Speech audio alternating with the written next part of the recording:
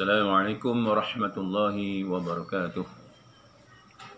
Alhamdulillahillazi arsala rasulahu bil huda wa dinil haqq liyuzhirahu 'ala ad-din kullih wa kafa billahi shahida.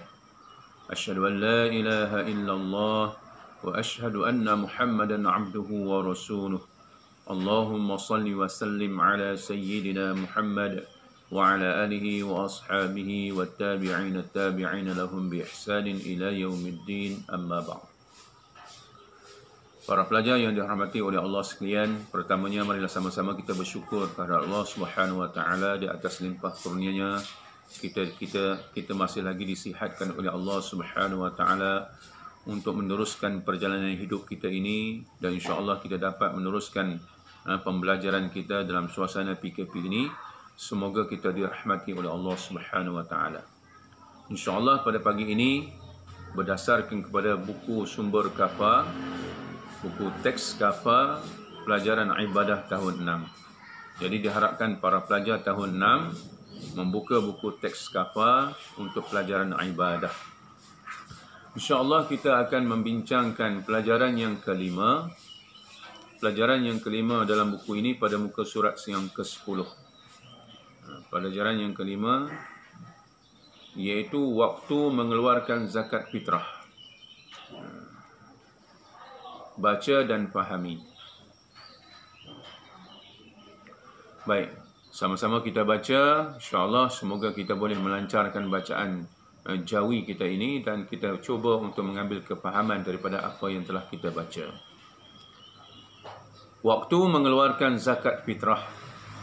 Zakat fitrah sah dan diterima sebagai zakat apabila ditunaikan mengikut tempoh waktu yang ditetapkan oleh syarak. Zakat yang ditunaikan di luar waktu yang ditetapkan tidak diterima dan tidak dikira sebagai zakat fitrah. Baik, sekali lagi. Zakat fitrah sah dan diterima sebagai zakat apabila ditunaikan mengikut tempoh waktu yang ditetapkan oleh syarak. Zakat yang ditunaikan di luar waktu yang ditetapkan, zakat yang ditunaikan di luar waktu yang ditetapkan tidak diterima dan tidak dikira sebagai zakat fitrah. Baik, itu sebagai muqaddimah permulaan apa yang sepatutnya kita fahami, bahawa zakat ini ada waktu-waktu yang telah ditetapkan untuk kita mengeluarkannya. Zakat fitrah khususnya, zakat fitrah ini ada waktu-waktu yang telah ditetapkan untuk kita mengeluarkannya, bukan boleh sebarangan. Itu maksudnya. Baik, waktu-waktu mengeluarkan zakat fitrah. Waktu-waktu mengeluarkan zakat fitrah itu, yang pertama, waktu wajib.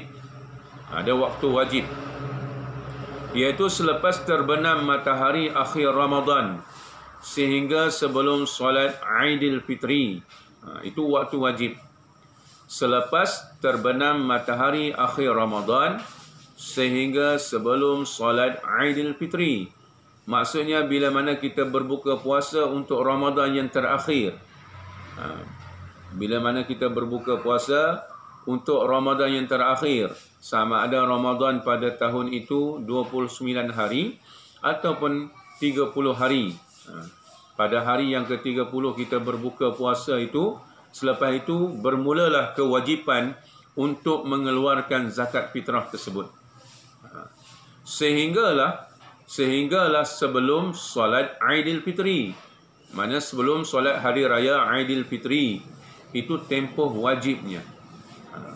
Baik, itu yang pertama. Yang kedua, waktu yang paling afdal, mana waktu yang paling baik untuk kita mengeluarkan zakat fitrah, ialah sebelum menunaikan solat Aidilfitri.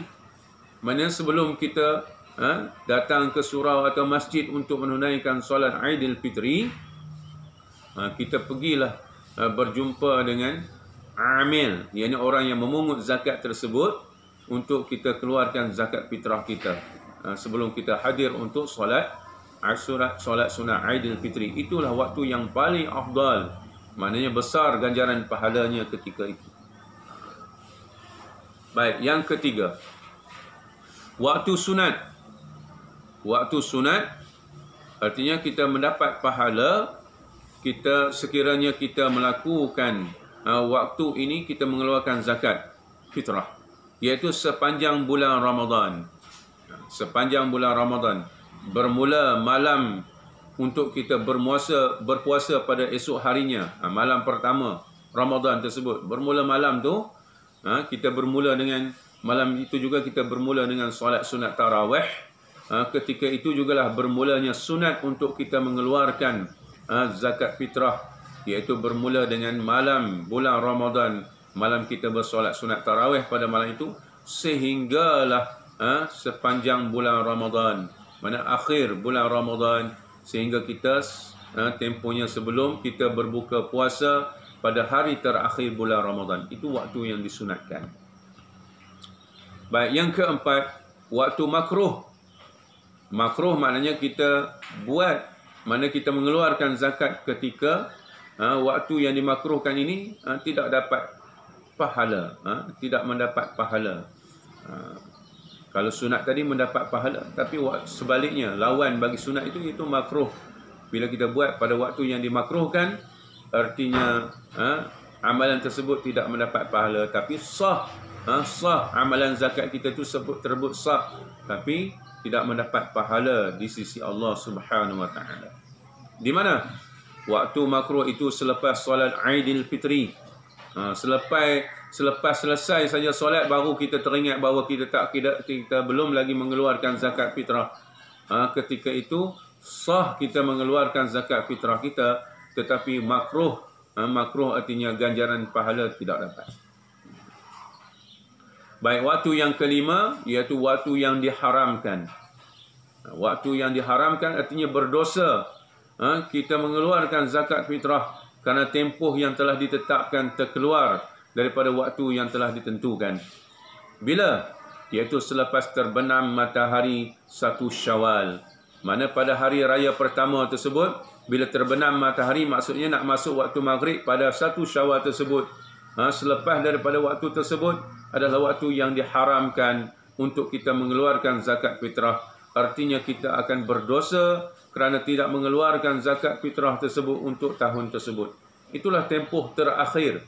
Tempoh terakhir untuk kita mengeluarkan zakat fitrah iaitu sebelum terbenam matahari pada 1 Syawal. Yang kita sebut tadi, waktu itu adalah waktu yang dimakruhkan. Artinya masih lagi diterima zakat fitrah kita, tetapi ganjaran pahalanya tidak ada lagi. Tapi zakat yang kita keluar pada hari tersebut masih sah dan diterima oleh Allah Subhanahu wa taala. Namun begitu, apabila selepas terbenam matahari 1 Syawal, artinya bila bermula untuk masuk waktu maghrib, masuk malam yang kedua hari raya, pada malam kedua 2 Syawal, itulah waktu yang dikatakan waktu haram untuk kita mengeluarkan zakat. Artinya kalau kita keluarkan zakat pun sudah tidak ada pahala di sisi Allah Subhanahu wa taala, malahan kita berdosa kerana dianggap telah meninggalkan kefarduan zakat fitrah dalam tempoh yang telah ditentukan oleh Allah Subhanahu wa taala.